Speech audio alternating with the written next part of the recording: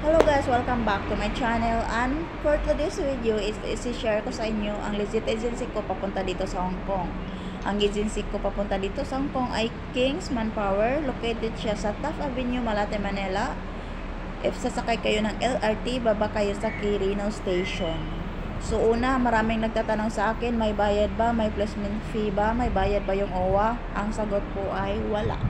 So wala kaming binabayaran sa agency. Una, no processing fee, no salary deduction, no placement fee. Hindi katulad sa ibang agency na nagbabayad sila ng placement fee, almost 50,000, 30,000 sa mga nakausap ko dito sa Hong Kong. So una, wala pong bayad pag legit agency. Pag may bayad, hindi na po siya legit.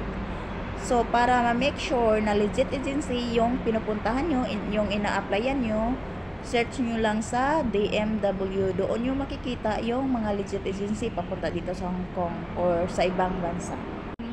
Share ko sa inyo yung pag-apply ko. Nag-apply ako ng June. Na-hired ako ng May. Dapat April ako ma-hired, pero hindi po ako nagpa-interview ng April. So, May ako na-hired on the spot.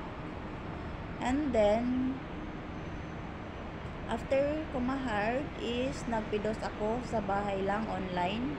After pidos is OWA for 3 days. Ang OWA is for Cantonese language.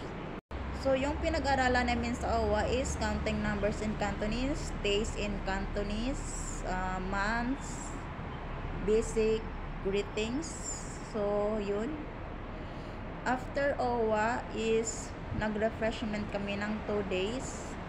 So, ang ginagawa namin sa refreshment is ino-orient kami yung mga bawal dito sa Hong Kong, do and don'ts. And then, nag-flight ako dito sa Hong Kong, August 26. So, 6 months ako this February 26.